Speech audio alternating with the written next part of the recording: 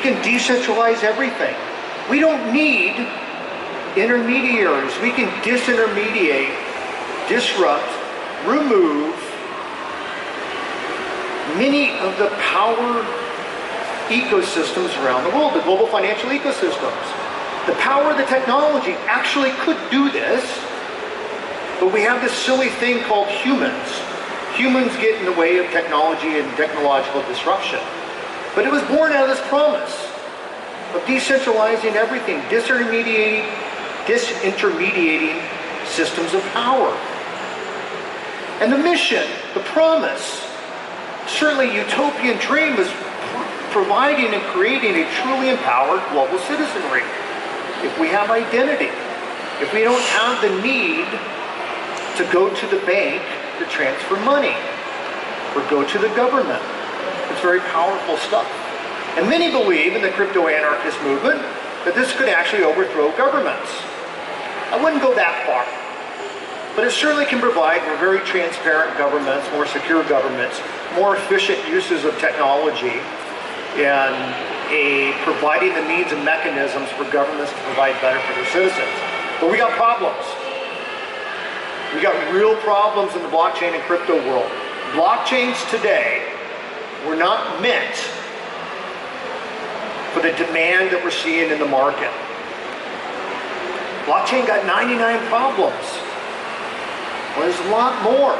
But we'll talk about the one fundamental problem that most blockchain protocols have today, and why we have not seen full-blown enterprise-class deployments around the world. There's two reasons. One can be attributed to crypto kitties, but that's not the root cause. The root cause is scalability, or lack of scalability. Current existing blockchain protocols like Bitcoin and Ethereum have very significant technical design limitations that don't allow them to scale. When an enterprise or an institution needs to deploy technology, they need scalability, they need security, and they need governance. Most blockchain protocols today cannot provide that. They can provide scalability, but without decentralization. You need decentralization because ultimately that is the security of the network. So it's a chicken and the egg problem. So this truck, this lorry going around the curve is very representative of different blockchain protocols today. When it gets crowded, when it's overloaded, it just doesn't work. But there's really, really, really smart people in this space. Very smart engineers that are creating some very elegant, engineeringly marvelous solutions. Wait, I have sound on this slide. Where's my sound? Well, I have sound of a jet engine breaking the sound barrier. This is what's happening in scalability today. You have very solid engineering feats, great ingenuity, where we can attach a jet engine to a bicycle and go really, really fast, really straight, until we blow up or run out of gas. It's really cool though, right? The guy gets the girl. He put a jet engine on a bicycle, but it doesn't actually work. It's not scalable. It's not secure. It doesn't quite work. With this in mind, 24 months passed, some of the leaders in the industry started to work on protocols, recognizing the design limitations of Ethereum, of Bitcoin, and others. How do we actually create fully scalable, fully decentralized blockchain protocols that an enterprise or institution can actually deploy? We call these future-proof blockchain infrastructures, where you combine scalability, usability, security because we're decentralized, and governance. Each of these companies are solving these problems. Each is unique. Each is attacking the problem a slightly different way, but ultimately maintains security, decentralization, and some degree of usability. Obviously, I'm a little bit preferential to Metabase because it is one of our protocols. But EOS raised $4 billion 4 billion US in their ICO this year. They have a very large war chest. They're going to figure this out. Cardano's another really good company. They've done really good things. But again, if we look at the future of cryptocurrencies, we have to look at usability. We have to look at scalability. We have to look at flexibility, extensibility. How do we actually make it so easy that anybody in this room can take out their phone and swipe left, swipe right on an application and it's actually doing what they want it to do, but it's blockchain enabled in the back end. These companies are doing it. So real world, what can we do today? What is so important about this technology that we can do today? Well, using blockchain technology and other emerging technologies, we can, with high degrees of provenance, identify and authenticate a human. Well, why is that important? Well, there's 3 billion people on the planet that don't have an identity. It's kind of important. With identity, you can enter into legal contracts. You can enter into different business relationships, but without identity, it's very difficult to do things. Now, in a nation, particularly in developing nations around the world, a large swath of the population may not have actual identity documents. They're economic dead capital. And we'll talk about that in a minute. What else can we do? Again, this notion of a decentralized database, a decentralized ledger, particularly for governments, we can create a blockchain-based registry of vital statistics on us, from birth to death, and everything in between. Marriages, adoptions, all the way through our business lives. The permits, licenses, certificates, all of this can be built in the blockchain into a registry of information. But why is that important? Well, when we have these identity constructs, when we have these vital statistics and registries on the blockchain, again, immutable records. We can get government services far easier. We can open up bank accounts. We can share our information with institutions and enterprises here in Thailand or around the world. For governments, it provides a means and a mechanism to actually empower their citizenry to give better services to their citizens, reduce fraud, reduce levels of corruption, and ultimately save a whole lot of money. Speaking of money, payments on the blockchain.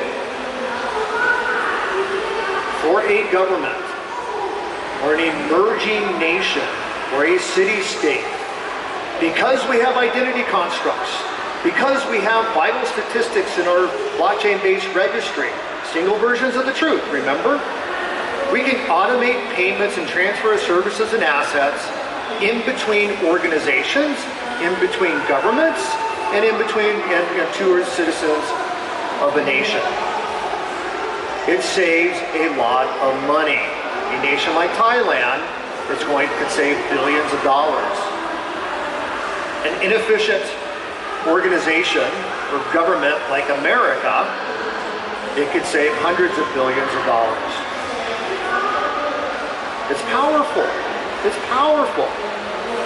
So what does it actually translate to? To society, to what we see in the market today. Well, supply chain. Thailand is one of the largest exporters of consumable goods of any country in the world. China and America consume most of these consumable goods. With a blockchain, we can track and trace with high degrees of provenance from point of origination, the farm, all the way to point of consumption. And what happens if we connect sensors and Internet of Things and connected devices? I can now go to the farm with sensors, do soil tests to make sure no chemicals were used that shouldn't have been used, that it may be organic or it's actually high quality soil, put that information on the blockchain, that it actually is a really, really good piece of lettuce. It is fresh, it's clean, the soil quality was excellent. That's a premium. Now, we can track and trace that all the way from the farm, all the way through the entire supply chain to a consumer in America who's going to pay a premium for that head of lettuce. And everybody along that value chain is going to get a bigger piece of that pie. The second piece of that on the supply chain, all those intermediaries that are taking payments to move a good from the farmer to the middlemen, the distribution centers, to the ships, you remove a lot of those layers and a lot of those extra payments that are going to people, where the farmer's going to get a bigger cut and we're going to get better produce in America, and Thailand's GDP increases. Smart energy grids. This is happening all over the world. Put a solar panel on your roof. Connect it into a peer-to-peer network. Generate more electricity than you use. Sell it back to your neighbor. Or sell it back to the grid if you like. It's happening today. Healthcare. Healthcare and doctors are reliant on information. For us as consumers of healthcare, we want our doctors to have the most information they can about us. In a blockchain-based world, again, all we're doing is sharing information. We can get more data from other people like me that may be in having the same medical condition. We can learn from all these different places, put them into a blockchain registry, a connected network, without revealing anything confidential, but the doctor actually has more insights and we have better health outcomes. Smart connected cities, it's a no-brainer. How do we connect all the devices within a network, secure them, and be able to share information for better outcomes for everybody? This is happening today. What I'm most excited about, and where the blockchain can have the most power and the most potential, is if we have identity constructs, if we have the ability to, with high degrees of provenance, enable someone to have a legally trusted identity paper, in this case digital ID, a digital watermark. What that means is the working poor who have many, many assets. The working poor have many assets, but are not legally recognized by banks, by financial institutions. They cannot lend against it, they cannot borrow against it, they cannot sell against it, because they can't enter into legally enforceable contracts. In the blockchain world, we can actually do this. Through identity constructs, we remove the legal layers, the legal complexities, and allow individuals to transact with one another. And in pure economic terms, it's been estimated that this can unlock almost $10 trillion of economic dead capital. So with that, we have identity, we have connected systems, we have the sharing of confidential information without revealing anything confidential. We have the power of governments to utilize technology to provide better services, more efficient services versus its citizenry. We have the opportunity for developing nations to become more competitive for an ever agile, robust workforce. Combining technology and human factors can allow emerging economies to leapfrog their competitors. To all the startups, to all the entrepreneurs, to all the intrapreneurs around the world, think about what you can do with the power of technology. Think about what you can actually build with combining emerging technologies. Think about building things that matter, that have an impact on who we are today and the world that we leave our children in the future. To find out more, go to metabase.network or blockchainreview.io. Thank you very much. Thank you very much ขอเสียงปรบมืออีกครั้งหนึ่งนะคะให้กับ Zach Peaster ค่ะ Thank you so much once again for sharing us your knowledge and experiences very interesting topic that you sharing us today และในลำดับนี้นะคะก็ขอเรียนเชิญค่ะคุณวิสิทธิ์เพชรชูพงศ์นะคะสำนักงานส่งเสริมเศรษฐกิจดิจิทัลนะคะให้เกียรติขึ้นในการมอบของที่ระลึกด้วยนะคะ as we would like to express our appreciation So here on stage, our executive will deliver some special souvenir for our distinguished speakers. ขอเสียงปรบมืออีกครั้งหนึ่งนะคะ Another round of applause.